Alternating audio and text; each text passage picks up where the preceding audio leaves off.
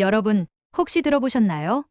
한국에서는 한 사람의 이름만 들어도 세대와 세대를 잇고 감동과 열정을 다시 불러일으킨다고 합니다. 바로 그 이름, 조용필. 그는 과연 누구일까요?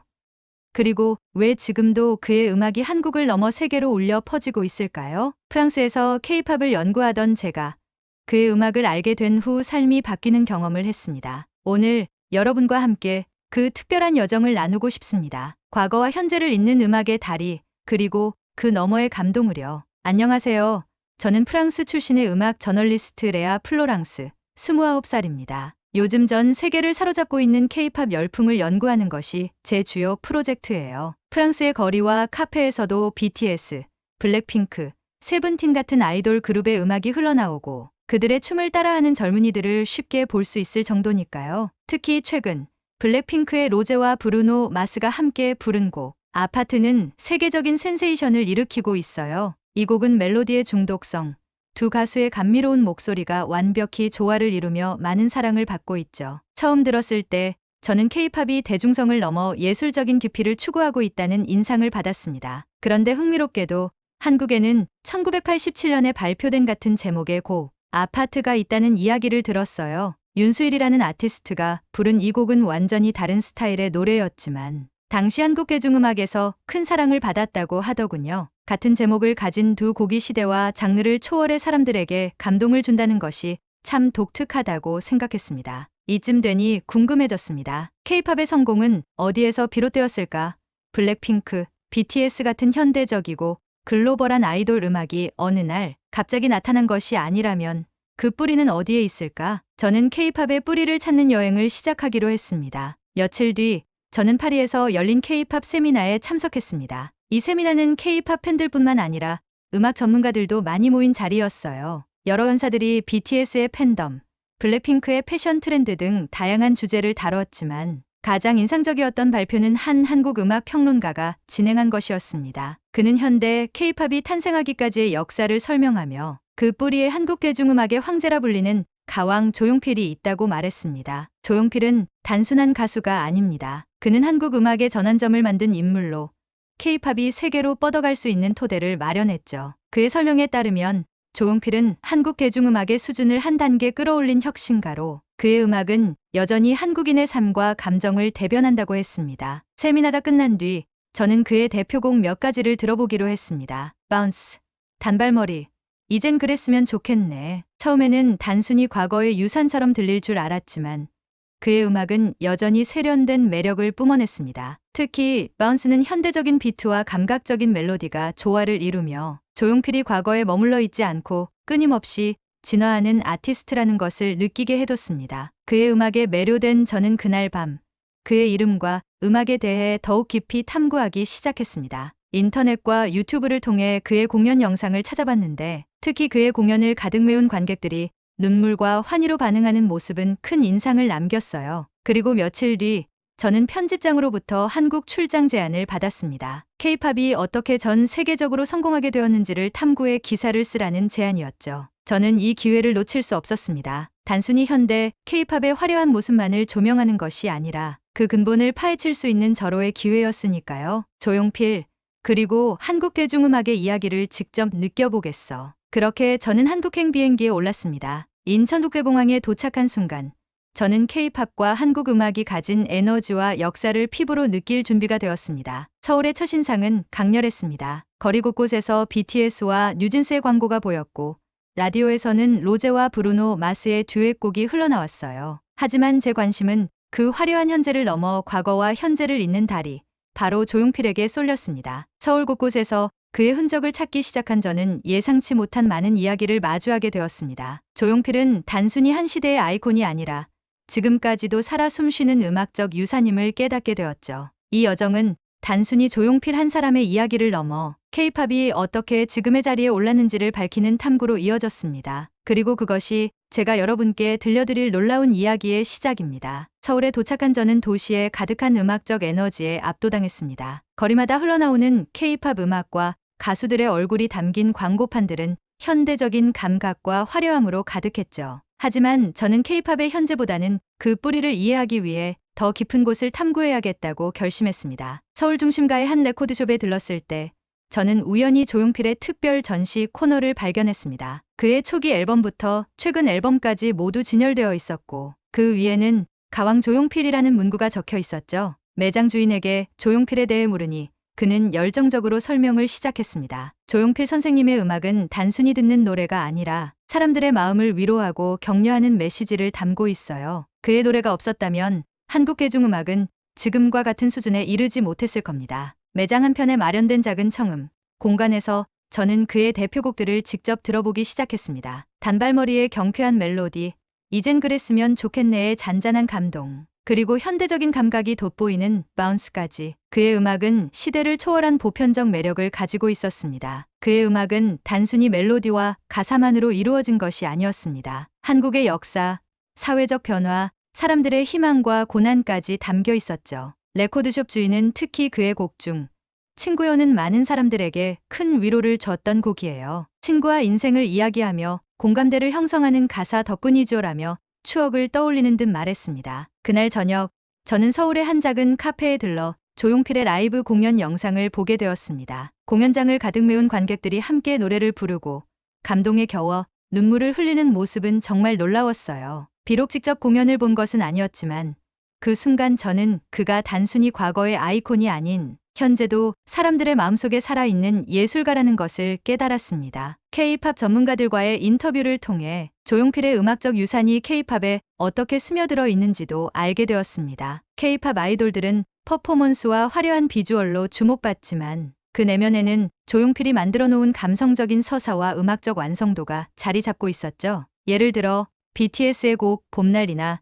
뉴진스의 ETA 같은 곡들이 전하는 보편적 감정은 조용필의 음악에서 이어져 내려온 정서의 흐름과 맞닿아 있다는 설명이었습니다. 조용필은 자신의 음악을 통해 삶과 세대를 아우르는 메시지를 전달했고 이것이 K-팝의 글로벌 성공에도 큰 영향을 미쳤다는 것이었죠. 다음 날 저는 조용필의 흔적을 더 찾아보기 위해 그의 이름이 새겨진 조용필 로드라는 도로를 방문했습니다. 그곳은 그의 고향과 음악적 시작을 기념하기 위해 조성된 곳이었어요. 한적한 거리를 걸으며 그의 음악을 듣던 중 우연히 한 노부부와 이야기를 나누게 되었습니다. 조용필은 우리 세대의 꿈이자 희망이었어요. 그의 음악은 힘들었던 시절 우리를 버티게 해줬죠. 그들의 이야기를 들으며 저는 조용필의 음악이 단순히 음악 그 이상이라는 것을 실감했습니다. 그것은 한 시대의 위로와 감동을 넘어 한국인의 정신과 역사를 담은 한 편의 서사시였습니다. 이제 저는 조용필의 음악을 이해하는 것이 단순히 한 아티스트를 탐구하는 것을 넘어 한국 대중음악의 과거와 현재를 연결하는 중요한 열쇠임을 깨닫게 되었습니다. 그가 남긴 유산을 더 깊이 알아보기 위해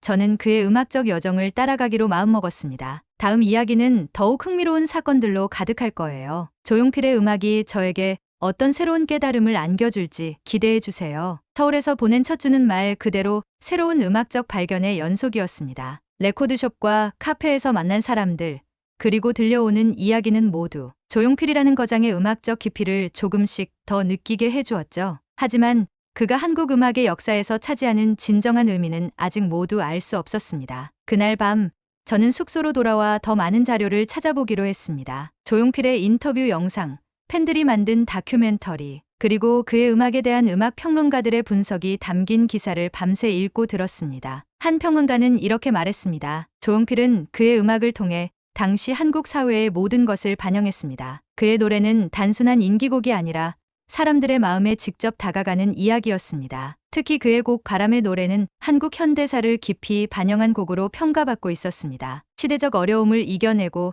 새로운 미래를 꿈꾸는 메시지가 담긴 이 곡은 한국 대중음악이 단순한 오락의 역할을 넘어선 순간을 보여주는 예로 자주 언급되었습니다. 조용필의 음악을 제대로 이해하려면 그의 공연을 봐야 한다는 이야기를 들었습니다. 불행히도 그의 실제 공연은 한국에 도착한 시점에서는 예정이 없었지만 그의 라이브 영상들은 공연의 생생한 분위기를 충분히 느끼게 해주었어요. 특히 팬들이 흔들던 작은 손전등 대신 촛불을 켜고 그의 노래에 맞춰 흔드는 모습은 큰 감동을 주었습니다. 한 한국 음악 블로거가 이런 글을 썼습니다. 조용필의 공연은 단순히 노래를 듣는 자리가 아니라 관객과 가수가 함께 만드는 하나의 의식이다. 그의 무대는 감동과 에너지가 하나로 융합되는 공간이다. 팬들이 그를 향해 던지는 메시지, 그리고 그가 노래를 통해 팬들에게 답하는 모습은 지금의 K-팝 팬덤과도 연결된 부분이 많았습니다. K-팝 전문가들과 만나는 자리도 더욱 흥미로웠습니다. 그들은 조용필의 음악이 한국 대중음악이 세계로 뻗어나가는 데 있어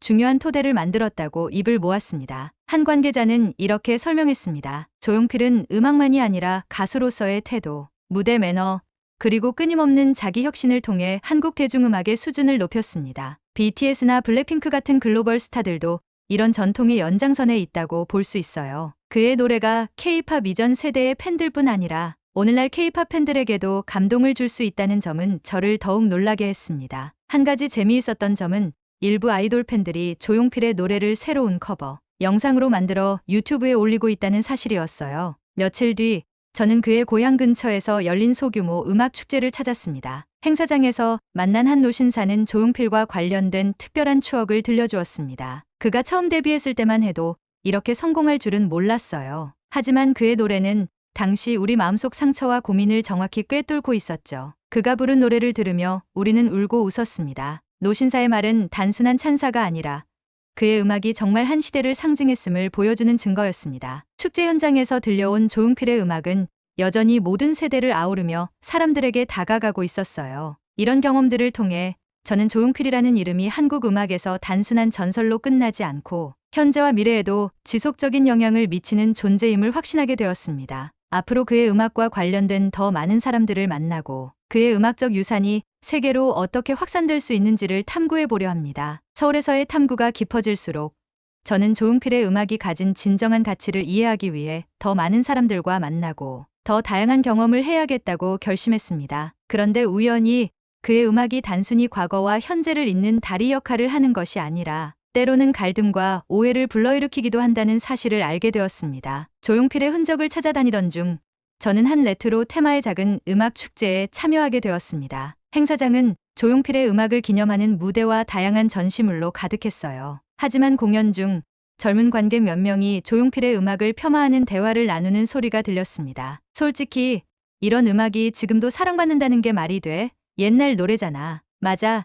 K-팝이 훨씬 세련되고 글로벌하잖아. 이런 전통적인 음악은 재미없어. 그들의 말을 들으며 저는 마음이 무거워졌습니다. 하지만 동시에 이런 반응이 오히려 조용필의 음악이 가진 힘을 증명한다고 생각했습니다. 그의 음악은 세대를 뛰어넘어 공감을 얻는 동시에 시대의 변화에 따라 새로운 방식으로 재해석되고 있었으니까요. 그런데 바로 그 순간 무대에서 전혀 예상치 못한 일이 벌어졌습니다. 한중년의 관객이 갑자기 일어나더니 마이크를 잡고 이렇게 외쳤습니다. 조용필 선생님의 음악이 없었다면 오늘날의 K-팝도 존재하지 않았을 겁니다. 그가 이룬 업적과 음악의 가치를 모른다면 제대로 공부해보세요. 관객들 사이에서는 웅성거림이 퍼졌고 젊은이들과 중장년층 사이에 즉석에서 열띤 토론이 벌어졌습니다. 저는 그 광경을 지켜보며 조용필의 음악이 단순히 듣는 것을 넘어 사람들의 삶과 가치관에 얼마나 큰 영향을 끼쳤는지 깨닫게 되었습니다. 축제가 끝난 뒤 저는 행사장에서 만난 한 팬클럽 회장을 인터뷰하게 되었습니다. 그는 조용필의 음악과 함께 성장해온 세대였고 그의 음악을 전 세계에 알리기 위해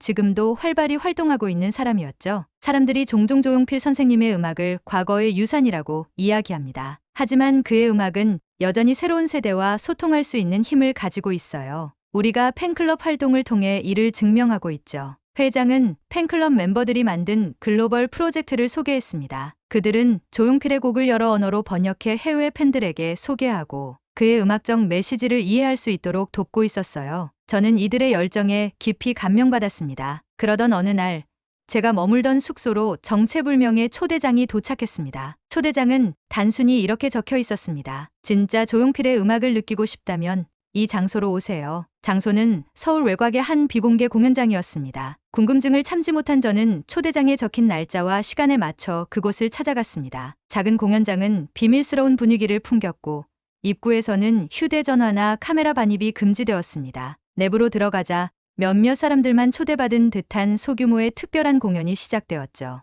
놀랍게도 무대에 오른 사람들은 조용필의 음악을 현대적으로 재해석한 젊은 음악가들이었습니다. 그들은 단발머리를 재즈풍으로 편곡하고 이젠 그랬으면 좋겠네를 록 발라드 스타일로 변주했습니다. 특히 조용필의 최근 곡인 바운스는 전자음악과 힙합, 비트가 어우러져 완전히 새로운 색깔로 태어나 있었죠. 공연이 끝난 뒤 한 연주자가 저에게 다가왔습니다. 조용필 선생님의 음악은 시대를 초월한 감동을 줍니다. 우리는 그의 정신을 이어받아 현대적인 방식으로 해석하고 있어요. 그의 음악은 절대 과거에 머무르지 않습니다. 그날 공연장에서 느낀 것은 단순히 음악적 즐거움이 아니었습니다. 그것은 조용필이라는 인물이 한국 대중음악에서 차지하는 위상, 그리고 그의 음악이 세대를 뛰어넘어 여전히 변화를 만들어내고 있다는 깨달음이었습니다. 조용필의 음악은 더 이상 과거의 유산이 아니라 현재에도 강렬하게 살아 숨쉬며 미래의 음악가들에게 끊임없는 영감을 주고 있었습니다. 이 경험은 제 탐구의 전환점이 되었고 그의 음악적 가치를 세계에 알리고 싶다는 열망을 더욱 강하게 만들었습니다. 다음은 한국에서의 마지막 여정과